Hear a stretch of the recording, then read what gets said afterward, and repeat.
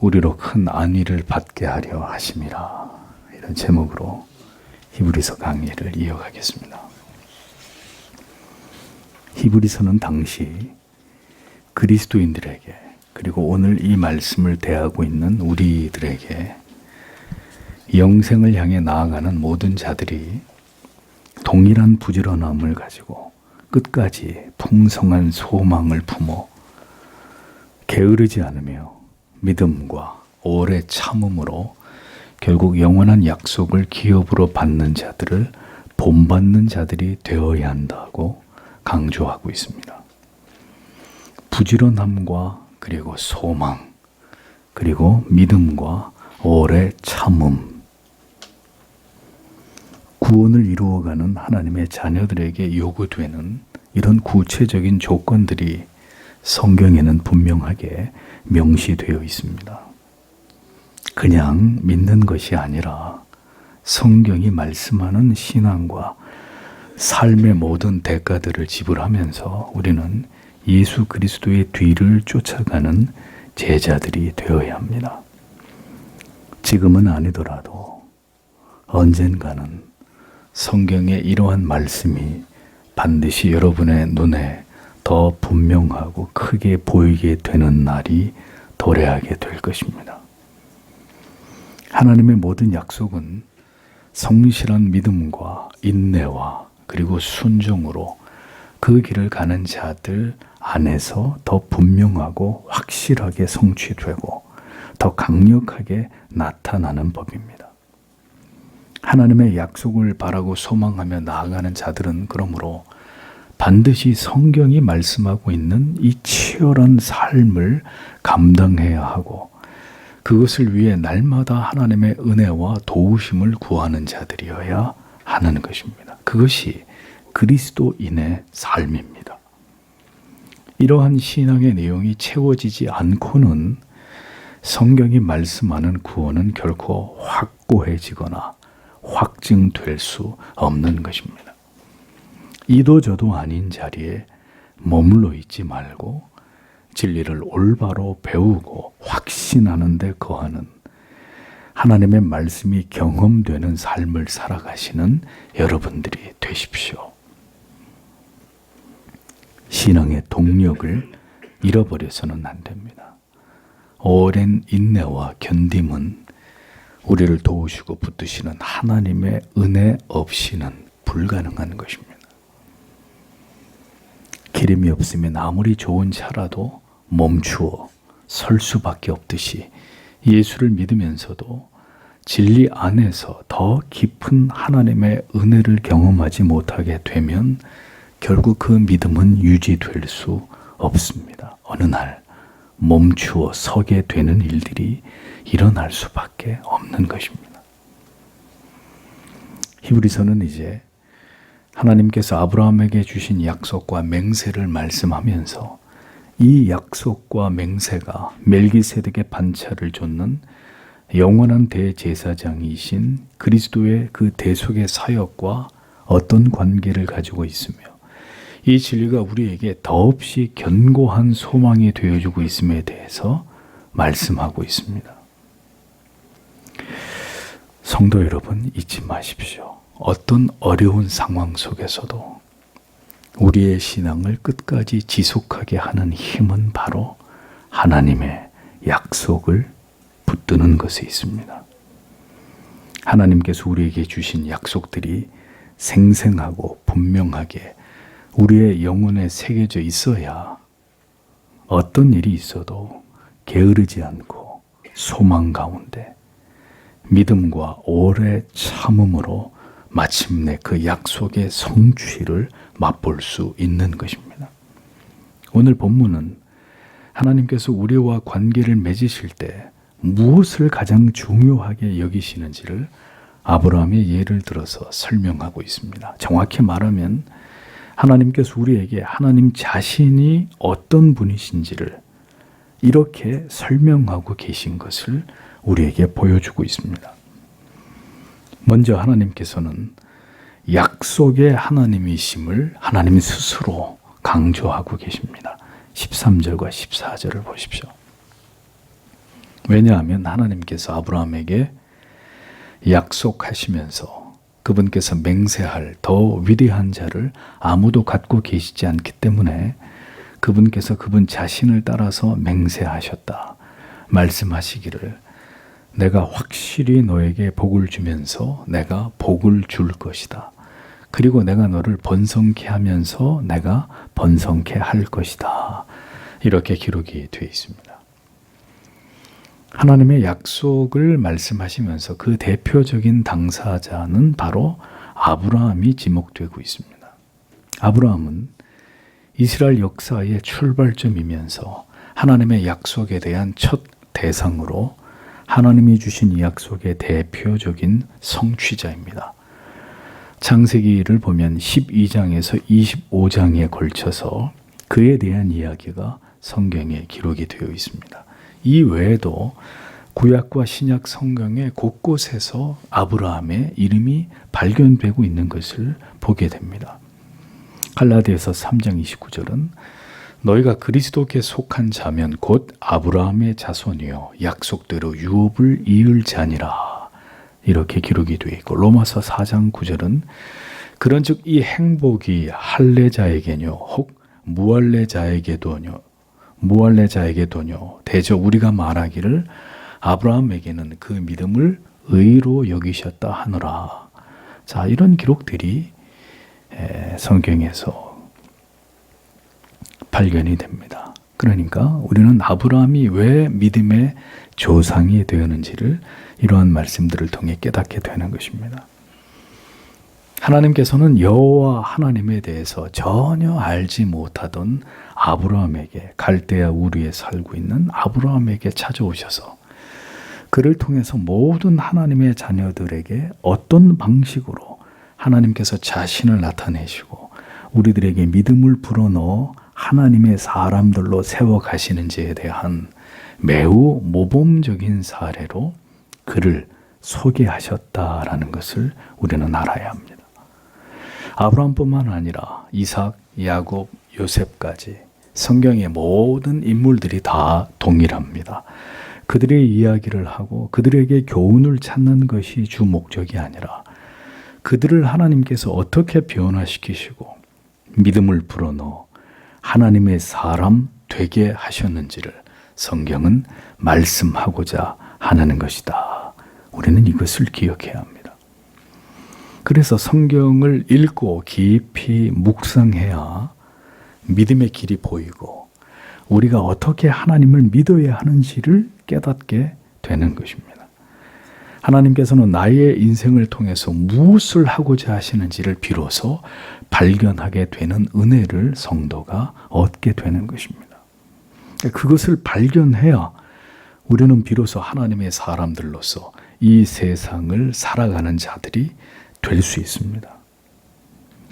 아브라함에 대해서 말씀하고 있는 성경의 핵심은 아브라함이 보여준 순종이나 인내가 아닙니다. 바로 그와 약속을 맺으시고 그 약속을 아브라함 안에서 그를 통해서 성취해 나아가시는 하나님을 우리가 알고 발견하는 것이 그 핵심이라는 것입니다. 이 온 우주의 주인이 되시는 하나님께서 아브라함이라는 한 개인에게 찾아오셔서 그와 약속을 맺으셨다는 사실이 본문의 핵심입니다. 하나님께서는 약속뿐만 아니라 스스로 자신을 가리켜 맹세하심으로 그 약속하심에 대한 강력한 보증까지 더해 주셨습니다. 대체 어떤 신이 보잘것없이 평범한 한 인간에게 찾아와서 이렇게 일방적으로 축복을 약속해 주시고 그에게 맹세까지 해 주신단 말입니까? 우리가 분명히 알아야 될 사실은 창세기 12장에서 아브라함에게 처음 하나님께서 말씀하기 시작하신 이 대목입니다. 아브라함은 이전에 그의 생전에 전혀 알지 못했던 여호와 하나님이라는 신과 어느 날 대면하게 됩니다. 여호와 하나님께서는 아브라함에게 일방적으로 찾아오셔서 그에게 본토 친척 아비 집을 떠나 내가 내게 지시할 땅으로 가라 이렇게 말씀하십니다.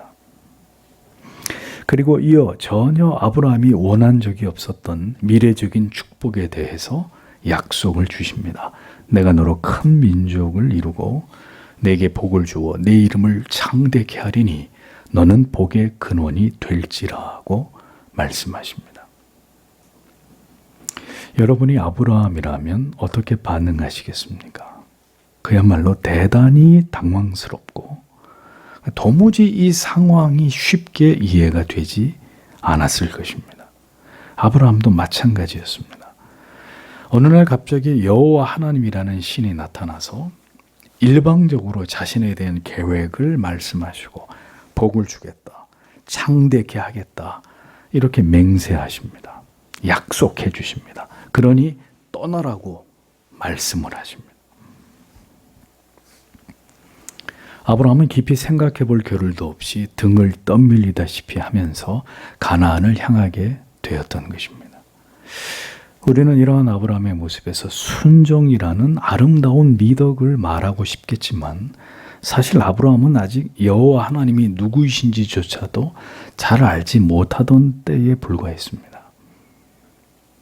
아브라함의 고향인 갈대아 우르는 수메르 문명이 꽃피우고 있었던 당대 최고의 건축수를 자랑하고 이미 벽돌을 구워서 건물을 짓고 채색 도자기를 만들고 대단히 웅장한 건물을 지을 수 있을 만큼의 문명이 활짝 꽃을 피우고 있는 그런 곳이었습니다. 그리고 수많은 신들이 우상의 신들이 만들어져서 이 우상 종교를 다른 지역으로 확산시키고 있던 수많은 신들을 만들어 종교를 양산해내고 있던 그런 지역이 아브라함이 살고 있던 곳이었습니다. 그에게 어떤 신의 존재는 굉장히 익숙하고 거부감이 느껴지는 그런 대상이 아니었다는 것이죠. 그래서 아브라함은 여호와라는 신이 자기에게 나타나서 이런 말을 하고 이런 약속과 맹세를 하면서 그에게 무언가를 요구하는 것을 자연스럽게 받아들일 수 있었던 것입니다. 그럼에도 불구하고 히브리서 11장 8절에 믿음으로 아브라함은 부르심을 받았을 때에 순종하여 장래 기업으로 받을 땅에 나갈새 갈 바를 알지 못하고 나갔으며 라고 성경은 아브라함의 결단을 믿음으로 인정해 주고 있습니다. 이것이 아브라함의 믿음의 출발을 의미하는 것이라는 거죠. 그가 진정으로 하나님을 의지하고 굳게 신뢰하는 사람이 되었다는 인정은 히브리서 11장 17절에서 19절에 나오는 그 내용입니다. 아브라함은 시험을 받을 때 믿음으로 이삭을 드렸으니 저는 약속을 받은 자로 돼 그 독생자를 드렸느니라. 저에게 이미 말씀하시기를 내 자손이라 칭할 자는 이삭으로 말미암으리라 하셨으니 저가 하나님이 능히 죽은 자 가운데서 다시 살리실 줄로 생각하신지라 비유컨대 죽은 자 가운데서 도로 받은 것이니라 이렇게 기록이 되어 있습니다. 그러니까 믿음의 사람 아브라함으로 그렇게 그가 하나님의 약속을 붙들고 하나님에 의해서 마침내 여기까지 오게 되었다는 사실을 히브리서는 이렇게 분명하게 증언하고 있는 것을 볼 수 있습니다. 하나님께서 어느 날 일방적으로 아브라함에게 찾아와 그에게 약속하시고 맹세하시며 그의 인생을 그렇게 주도하시고 이끌어 가신 그 결과가 바로 이것이다. 아들을 하나님께 바친 바로 이것이다 라고 성경이 우리들에게 가르쳐주고 있는 것입니다. 성도 여러분, 기독교는 우리가 찾아가는 종교가 아닙니다. 온 우주 만물의 대주제이신 하나님께서 그의 아들을 통해서 우리에게 찾아오시는 종교입니다. 하나님의 아들이 나의 구주이심을 믿는 그 믿음을 통해서 일방적으로 내 삶에 들어오셔서 주인이 되어버리시는 그것이 바로 우리가 하나님을 믿게 된 계기입니다. 예수 그리스도가 나의 구주이심을 부인할 수 없게 된 이유입니다. 내가 너를 창세 전에 택했고 내 자녀 삼았으며 이제 너를 통해서 내가 영광을 받을 것이고 너에게 영원한 생명을 줄 것이다. 나는 내게 내가 다 알지 못하는 아름다운 계획을 가지고 있다. 일방적으로 우리가 원치 않았지만 그렇게 우리에게 하나님 자신을 믿어지게 하시고 구원과 영생을 약속하고 맹세하시면서 그렇게 내게 행할 것이라고 약속하신 것이 바로 우리에게 일어나 버린 일들이란 말입니다. 그러하기에 진정한 그리스도인들은 결코 하나님을 버릴 수 없습니다. 그것이 그에게 허락되어 있지 않기 때문입니다. 인생에서 어떤 일을 겪게 되든지 결국은 믿음으로 반응하게 되어 있고 간절히 하나님을 찾을 수밖에 없습니다. 그것은 하나님이 그렇게 그를 붙들고 계시기 때문입니다. 내가 너의 전생애 속에서 너와 함께하며 너를 통해서 나의 모든 계획을 이룰 것이니 너는 나를 의지하여 내게 주어진 인생을 믿음으로 살아보라고 하나님께서는 우리들에게 말씀하시는 것입니다. 일반적으로 맹세를 할 때는 맹세는 약속을 반드시 이행한다는 다짐을 전제하는 것으로 이때 맹세의 대상은 맹세의 당사자보다 더 강하고 위대한 존재에게 하기 마련입니다.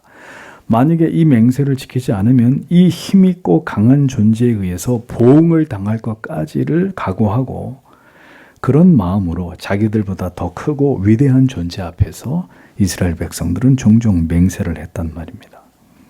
그러나 하나님께서는 아브라함과 약속과 맹세를 하시면서 하나님보다 더 위대한 존재가 없기 때문에 하나님 자신을 가리켜 맹세하셨다고 히브리서는 말씀하고 있습니다. 이사야 45장 23절은 내가 나를 두고 맹세하기를 나의 입에서 의로운 말이 나갔은즉 돌아오지 아니하나니 내게 모든 무릎이 꿇겠고 모든 혀가 맹약하리라 하였노라. 이렇게 기록되어 있습니다. 하나님께서 자신을 두고 맹세하고 약속하신 것은 가장 확실하고 안전한 것입니다. 이 약속과 맹세는 절대로 파기되거나 변경될 수 없고 반드시 이행될 일들입니다.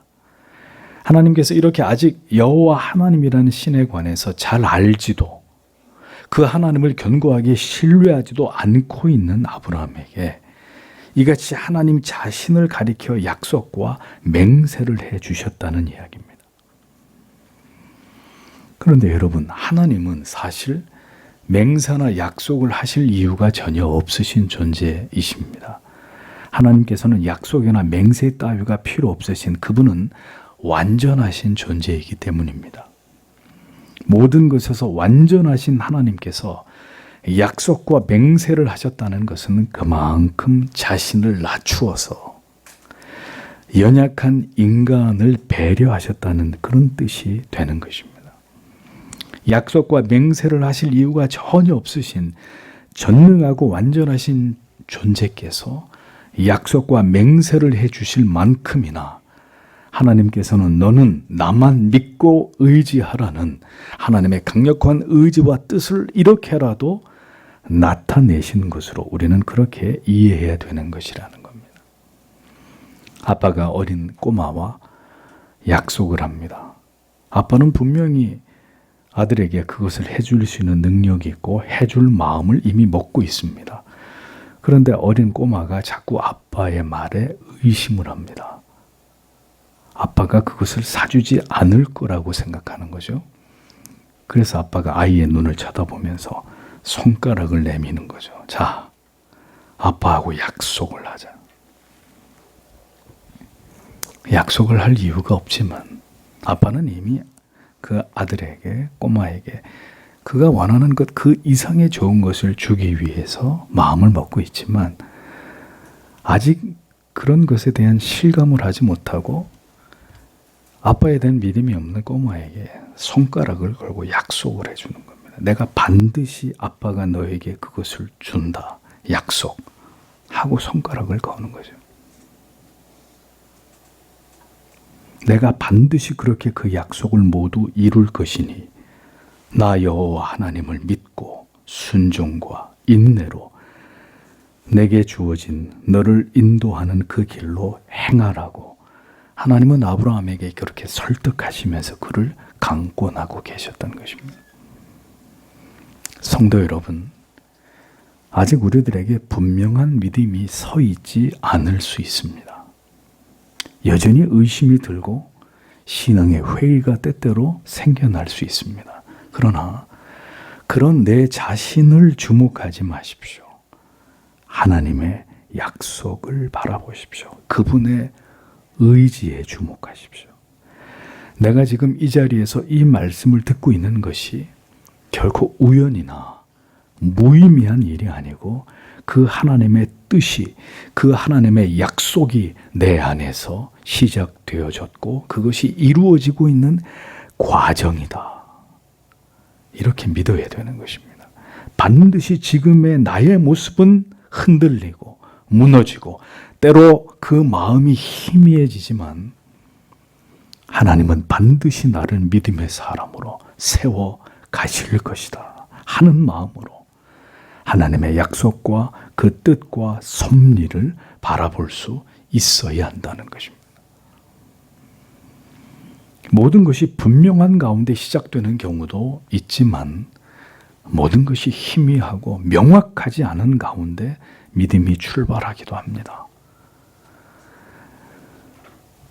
분명한 것은 시간이 지나갈수록 모든 것이 뚜렷해지고 선명해지도록 하나님께서는 그렇게 우리 연약한 인생들을 반드시 이끌어 가신다는 사실입니다. 하나님께서는 연약한 인간을 깊이 이해하시는 분이십니다. 그러므로 하나님께서 우리에게 하신 그 약속과 그 맹세를 믿고 그것을 바라보면서 신앙의 길을 걸어갈 것을 오늘도 우리에게 요청하고 계십니다. 이것이 우리가 하나님을 신앙하는 길이고 하나님을 믿는 방법입니다. 쓰러지고 넘어져도 나에게 주신 약속이 있다는 것을 우리는 알아야 합니다. 그래서 계속 앞으로 나아가야 합니다. 절대로 포기하지 말고 뒤를 돌아서서 다시 돌아가지 말고 우리를 지도하시고 이끄시는 하나님께서 우리와 함께 하심을 믿고 일어나서 계속 걸어가야 합니다. 우리에게 주신 하나님의 약속과 그 맹세를 언제나 기억하고 상기하면서 그것을 이루실 하나님만을 의지하고 바라보면서 인생을 지나가는 자들이 바로 신자들입니다.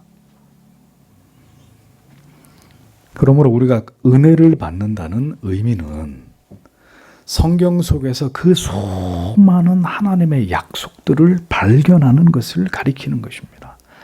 연약한 나를 향해서 오늘도 말씀하고 계시고 약속하고 계시는, 나에게 맹세해주고 계시는 그 하나님을 진리 속에서 대면하면서 세상에 줄 수 없는 힘과 위로와 용기를, 때로는 깊은 찔림과 책망과 교훈을 받는 것이 바로 하나님을 신앙하는 삶입니다.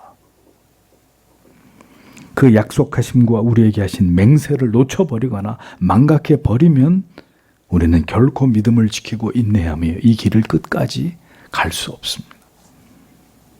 그러므로 신자는 성경 속에서 우리에게 주신 하나님의 약속을 분명히 믿고 그것을 의지하며 우리에게 주어진 모든 시간들을 극복해 나아가는 자들이 되어야 합니다. 어떤 신이 아들을 십자가에 달아 죽게 하고 그 십자가를 바라보는 자는 다 살 것이라고 말씀한단 말입니까? 아들을 죽게 한 장본인들, 그 죄인들을 다시 불러 모아서 아들을 믿는 믿음을 선물로 주시고 그들에게 구원과 영생 주기를 기뻐하시는 이런 역설적인 사랑과 긍휼과 자비를 가지신 신을 우리는 이 우주 어디에서 찾을 수 있단 말입니까?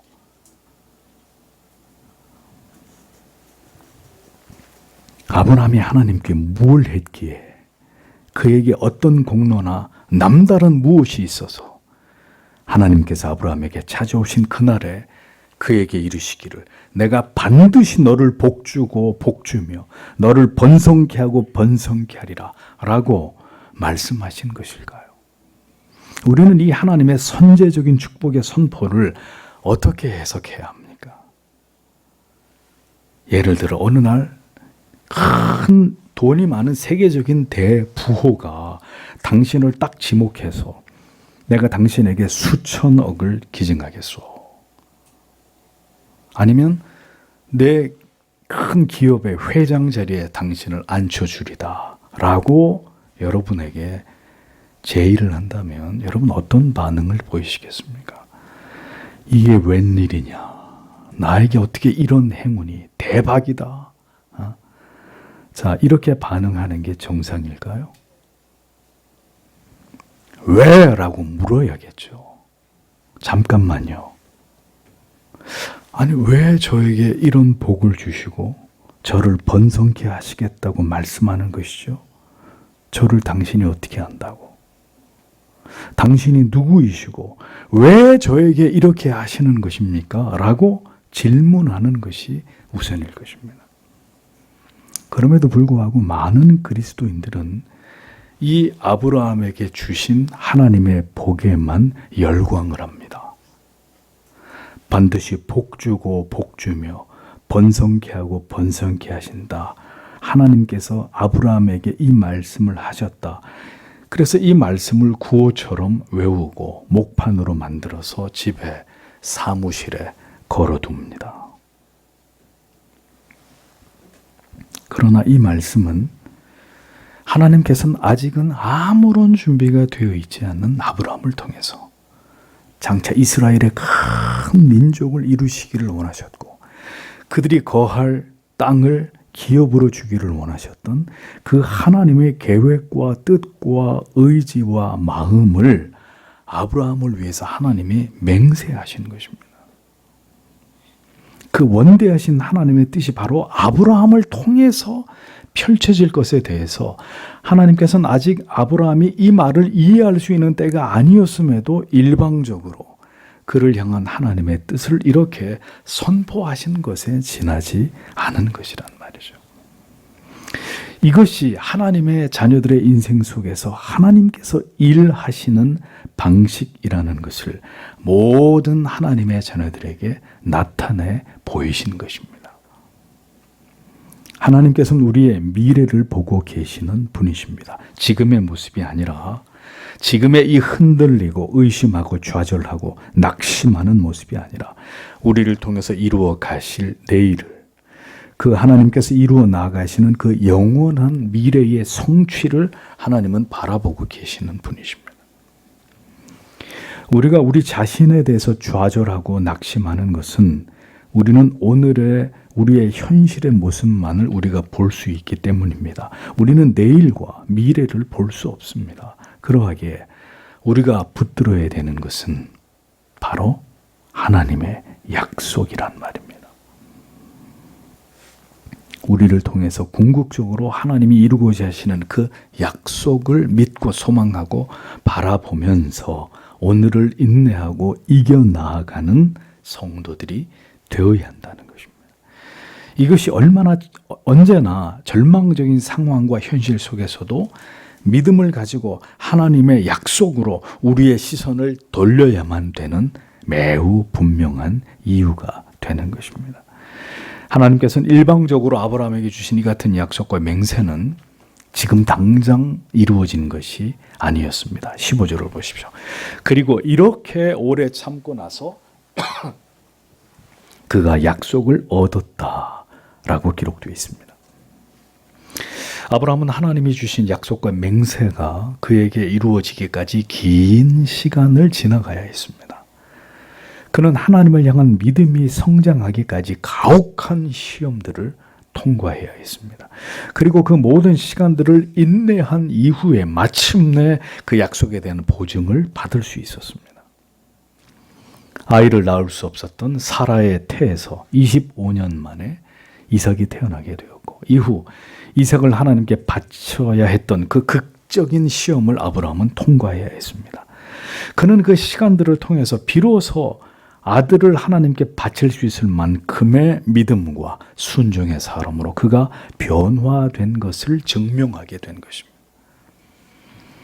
아들을 바칠 때의 그의 심정에 대해서 히브리서 11장 19절이 이렇게 증언하고 있죠. 저가 하나님이 능히 죽은 자 가운데서 다시 살리실 줄로 생각한지라. 비유컨대 죽은 자 가운데서 도로 받은 것이니라. 자, 이 아브라함의 투철한 믿음에서 비롯된 생각은 바로 그 긴 세월 동안 아브라함 안에서 빚어 가신 하나님의 작품이었습니다. 그럼에도 불구하고 성경은 이 모든 공로를 누구에게 돌리죠? 아브라함에게 돌립니다. 저가 이같이 오래 참아 약속을 받았느니라. 약속을 받도록 그를 만들어 가신 분은 하나님이셨습니다. 하나님께서는 오늘도 그 약속을 받을 자들로 만들어 가고 계시는 신실한 우리의 아버지십니다. 구원을 받고 영생에 들어갈 자들을 하나님은 절대로 그대로 내버려 두지 않으시고 그의 안팎을 깎고 다듬고 훈련해 나아가시는 일을 신자의 평생의 삶을 통해서 이루어 나아가십니다.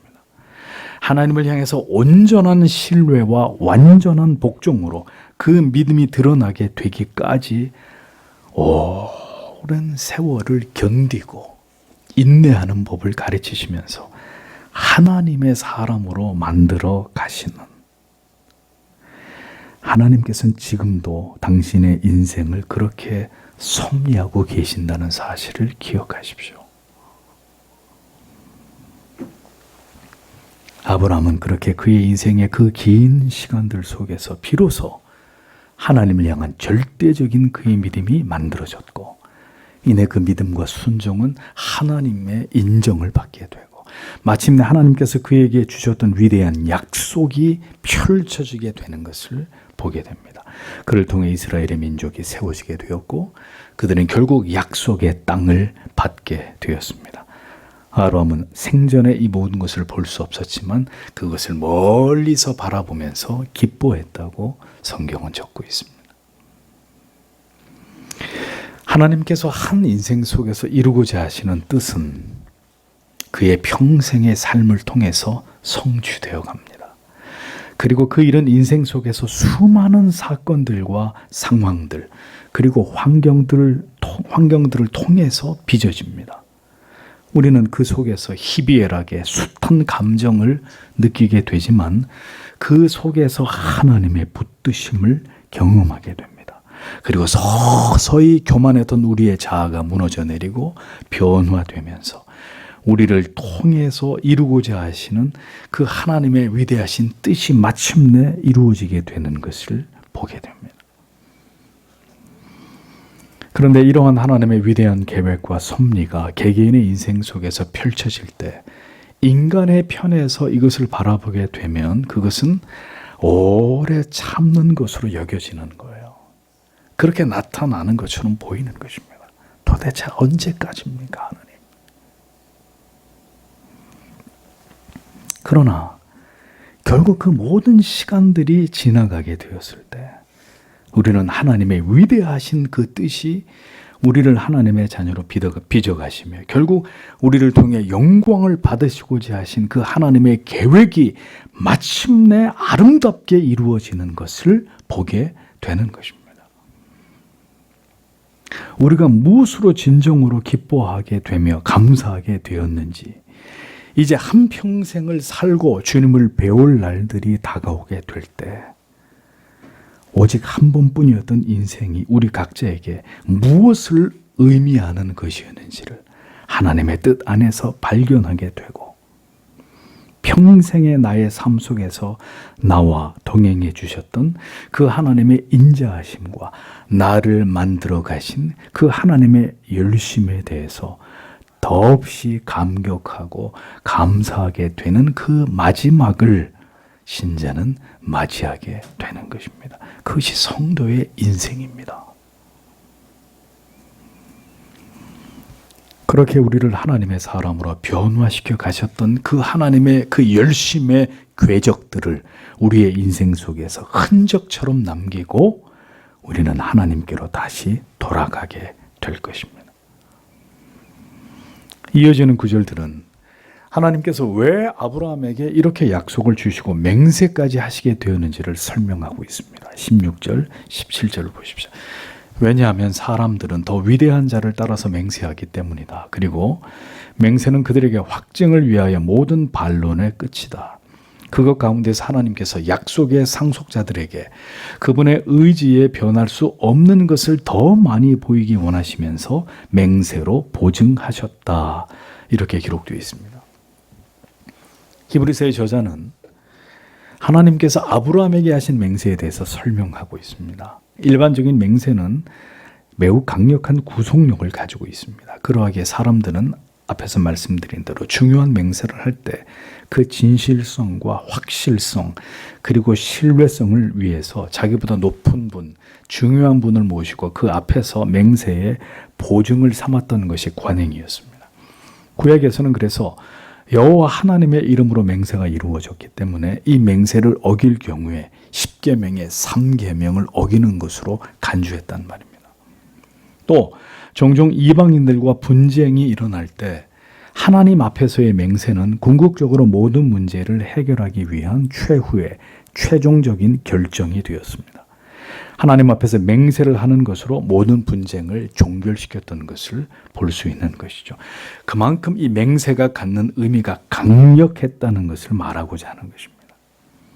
맹세는 이렇게 진실성과 그 약속의 순수성을 위해서 드러낼 수 있는 최상의 방편이라는 점을 부각시키면서 하나님께서는 바로 이 맹세라는 방식을 통해서 약속을 기업으로 받은 자들에게 하나님의 뜻이 결코 불변함에 대해서 충분히 그것을 보증으로 삼아 나타내셨다라는 것을 강조하고 있습니다.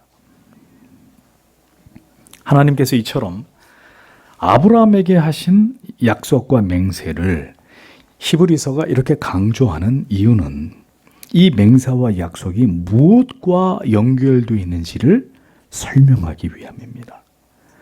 하나님께서는 아브라함에게 주신 약속과 맹세를 일방적으로 그를 통해서 성취해 나아가셨듯이 이제 이 땅에 보내실 하나님의 독생 성자 예수 그리스도를 통해서 우리에게 모든 믿는 자들에게 세워주신 그 영원한 약속 또한 절대로 변치 않는 것임을 보증하기 위함이다. 우리는 이것을 기억할 필요가 있는 것입니다. 하나님께서 아브라함과 맺은 약속과 맹세도 그렇게 성실하심으로 모두 성취하셨다면 이제 하나님의 아들을 통해서 우리에게 주신 구원과 영생의 약속에 대해서는 어떠할지에 대해서 보다 확실한 증표를 삼고자 하는 의도가 이 히브리서의 성경 속에 잘 드러나고 있는 것을 우리가 보게 되는 것입니다. 아브라함을 통해서 이루고자 하시는 하나님의 뜻은 영원불변하고 반드시 이루어질 일이었기에 하나님께서는 그 약속의 불변성을 맹세를 통해 보이셨는데 하나님께서 그렇게까지 하신 이유를 이제 이어서 이렇게 설명을 합니다. 18절에서 20절. 하나님께서 거짓말하실 수 없는 변할 수 없는 두 일들을 통해서 도피했던 우리가 앞에 놓여있는 소망을 붙잡도록 강력한 격려를 가지고 있도록 그것을 견고하고 그리고 확고한 영혼의 닷처럼 우리가 가지고 있다. 그리고 휘장의 안쪽으로 들어가면서 우리를 위한 선구자인 예수께서 그곳에 들어가셨다. 멜기세덱의 방식을 따라서 영원한 대제사장이 되시고 나서 이렇게 기록이 되어 있습니다.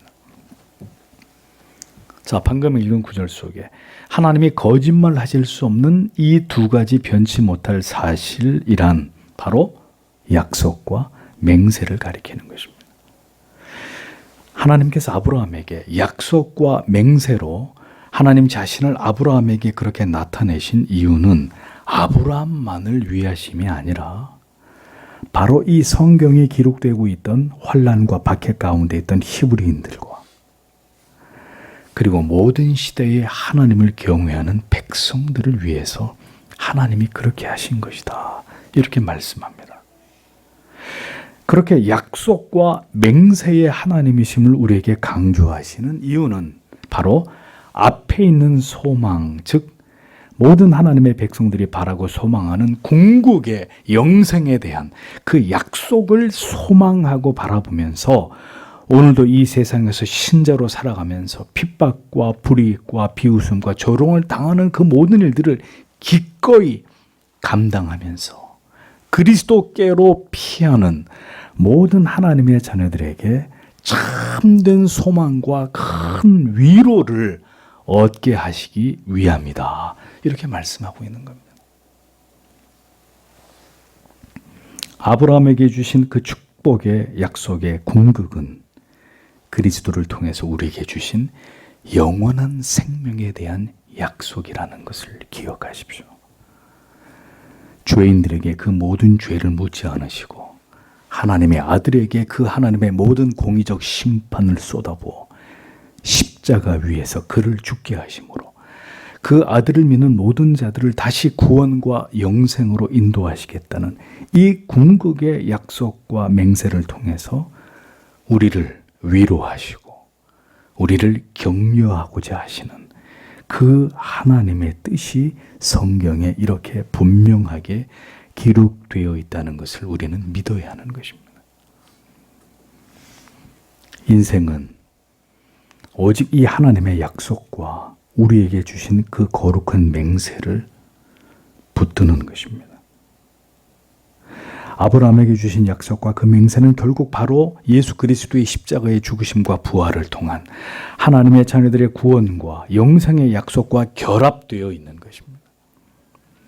그래서 영생에 대한 우리의 이 소망은 마치 영혼의 닷, 앵커, 닷과 같아서 튼튼하고 견고하다 이렇게 말씀합니다.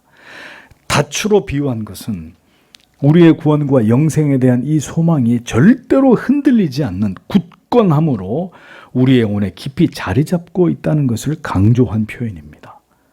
닷은 풍랑이 몰아닥친 항구에 배가 파손되거나 떠내려가지 않도록 견고하게 그 배를 붙들어주는 역할을 합니다. 닷이 내려져 있는 배는 절대로 태풍과 풍랑에 휩쓸려 가지 않습니다. 천성을 향해 나아가는 성도의 영혼은 견고한 닻이 내려져 있어야 합니다. 그 닻은 바로 예수 그리스도이십니다. 그리스도에 대한 확고한 믿음과 이에서 비롯되는 영생에 대한 흔들림 없는 소망이 우리의 영혼의 닻입니다. 아직 하나님에 대한 믿음이 박약한 아브라함에게 찾아오신 하나님께서 그 약속과 맹세를 이해하고 받아들일 준비가 전혀 되어 있지 않은 아브라함의 그 영혼에 닻을 내려주셨습니다. 내가 너로 큰 민족을 이루고 내게 복을 주어 내 이름을 창대케 하리니 너는 복의 근원이 될지라. 내가 그렇게 하겠다고 말씀하신 것입니다. 하나님의 약속의 말씀으로 그 맹세로 하나님께서는 아브라함의 영혼에 절대 흔들리지 않은 여호와의 닻을 내리셨습니다. 그리고 하나님께서는 아들을 통해서 하나님의 모든 자녀들에게 영원히 흔들리지 않는 영혼의 닻을 또다시 내리셨습니다. 그것은 아들을 통해서 우리의 모든 죄를 대속하셨고 율법의 모든 요구를 완성하셨으며 그를 믿는 자들에게 영생을 주시겠다는 이 약속과 맹세의 닻입니다. 주께서 사랑하시는 성도 여러분, 모든 인생은 흔들립니다. 흔들리지 않는 인생은 존재하지 않습니다. 신자도 그 믿음이 성장해 나아가는 긴 여정 속에 숱한 흔들림을 경험하게 됩니다. 죄를 짓고 넘어지고 침체에 빠지고 헤어나오지 못하는 절망과 갈등과 좌절을 경험하기도 합니다. 우리의 뜻대로 모든 것이 형통하게 되기보다는 언제나 예기치 못한 어려움과 우리의 힘으로 도저히 해결할 수 없는 문제들 속에서 때때로 신앙이 좌초하기도 하고 난파를 당하기도 합니다. 그러나 기억하십시오. 우리의 영혼은 이미 견고한 닻에 의해 고정되어 있어 비바람과 풍랑이 칠 때 다소간 배가 파손되고 돛이 부러지는 일은 일어나도 절대로 배가 깨어지거나 가라앉거나 떠내려가는 일은 일어나지 않듯이 우리는 예수 그리스도라고 하는 견고한 닻이 우리를 붙잡고 있다는 사실을 잊어서는 안 됩니다. 부서진 배는 풍랑이 태풍이 지나가고 나면 다시 수리하면 됩니다. 그러나 떠내려가 버린 배는, 그래서 바다 밑에 깊이 침몰해 버린 배는 아무런 소망이 없습니다. 그렇게 영원한 우리의 영생의 보증이시며 흔들림 없는 영혼의 닻이 되어주시기 위해서 주께서는 휘장을 열고 지성소로 들어가셔서 자기 자신을 제물 삼아 영원한 속죄의 희생 제사를 드리신 멜기세덱의 반차를 쫓는 전무후무한 대제사장의 직무를 사명을 감당해 주신 것이다 라고 성경은 기록하고 있는 것입니다.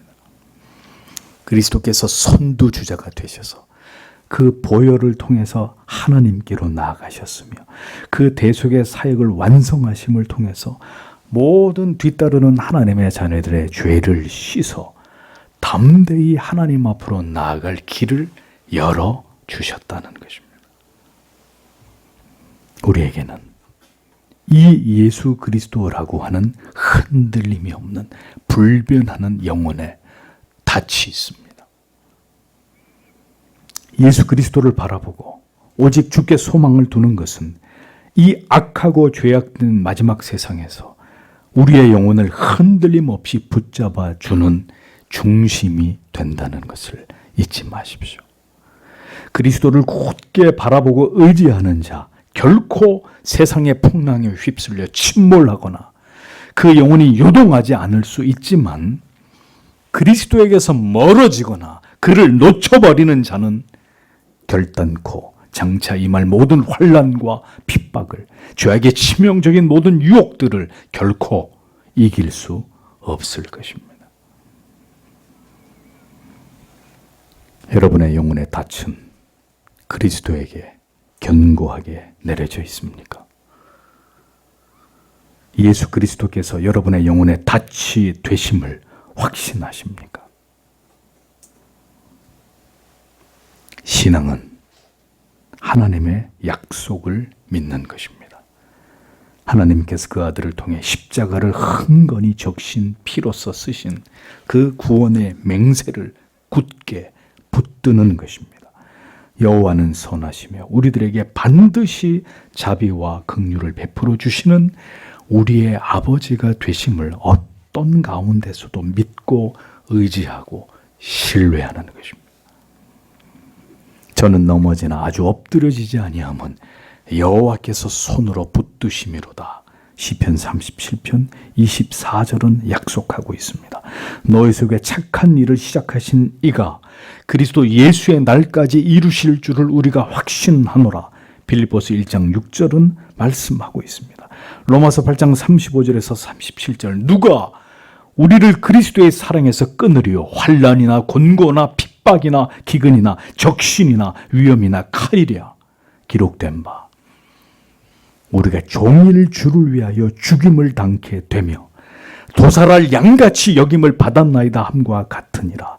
그러나 이 모든 일에 우리를 사랑하시는 이로 말미암아 우리가 넉넉히 이기느니라. 성경은 약속해주고 있습니다. 왜 성도가 흔들립니까?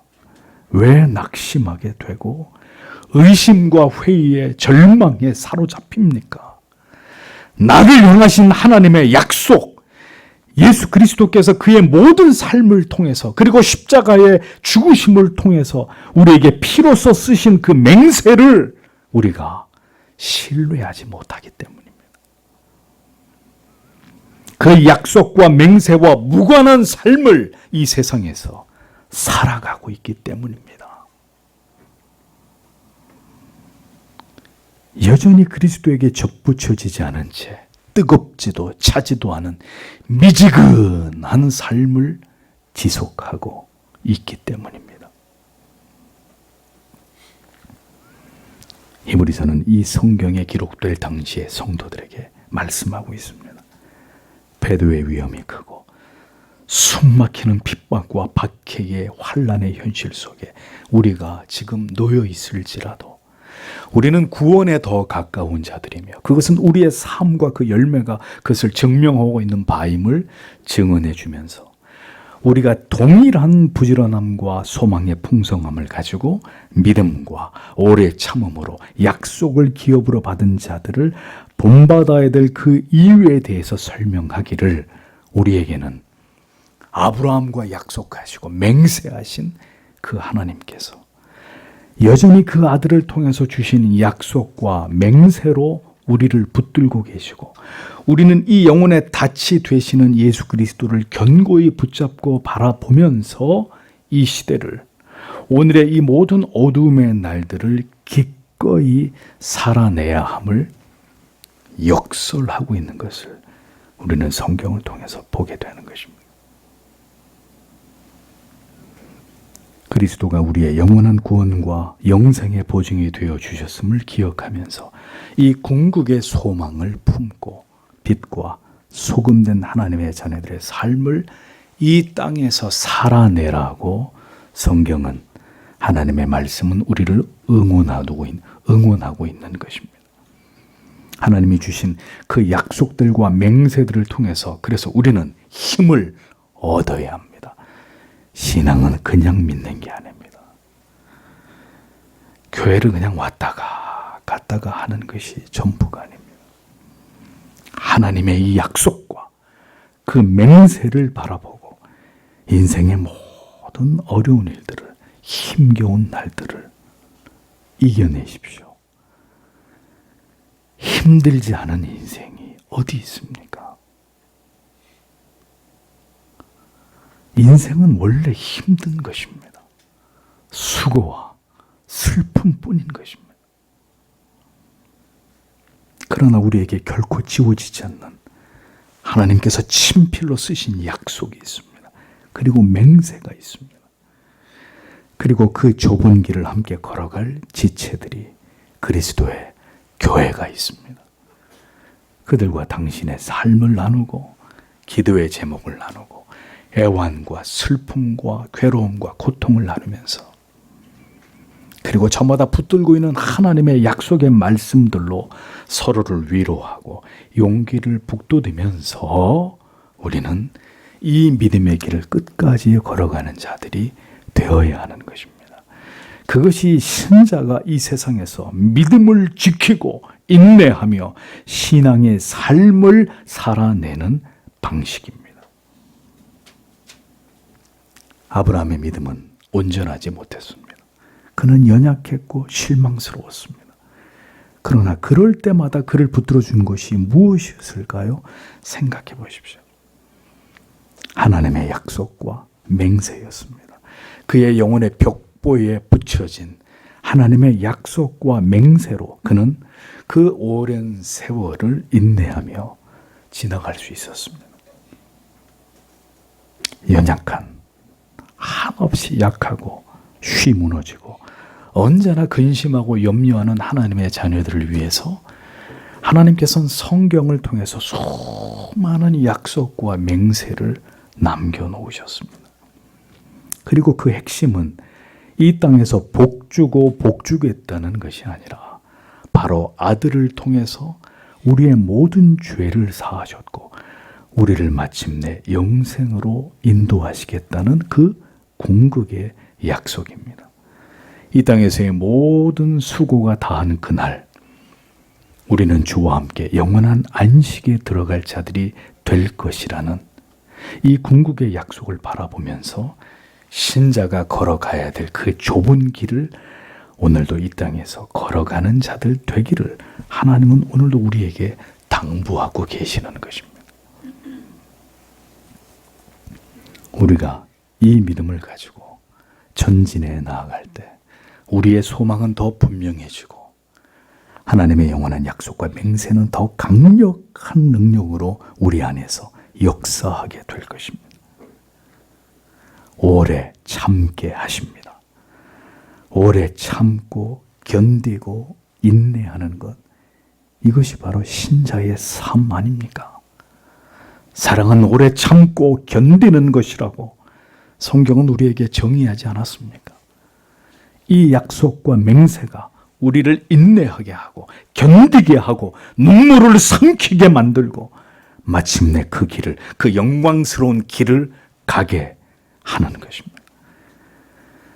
하나님의 모든 약속과 맹세는 우리로 하여금 궁극의 소망을 바라보게 한다는 이 진리를 잊어버리지 마십시오. 아브라함을 통해서 이 땅에 세워질 하늘의 별과 같고 바다의 모래알 같은 많은 자들은 모두 누구를 얘기하는 겁니까? 예수 그리스도를 구주로 믿어 하나님의 자녀가 될 자들을 가리키는 것입니다. 구원 안으로, 그리스도 안으로 초대받은 수많은 하나님의 자녀들. 아브라함은 바로 그 예수 그리스도의 모든 백성들의 믿음의 조상이 되었던 것입니다. 우리에게는 그리스도를 믿음으로 얻게 되는 이 궁극의 위로와 소망이 있습니다. 이 소망이 있는 자만이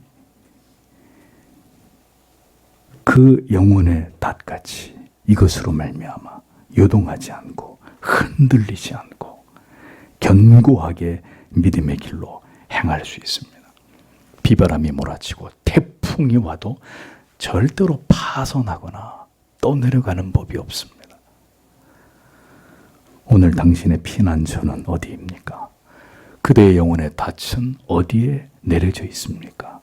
여러분은 지금 안전하십니까? 아무런 염려가 없는 삶을 살아가고 계신가요? 영혼의 닻이 예수 그리스도에게 내려진 영원한 생명을 누릴 자들이 되십시오. 썩어지고 버려질 것들이 아니라 영원한 가치에 소망을 두는 삶을 살아가십시오. 오늘도 이 약속과 맹세를 굳게 붙들고 하나님께 이끌려 인생의 남은 항해를 잘 마치는 여러분들이 되시기를 주님의 이름으로 축복합니다. 기도하겠습니다.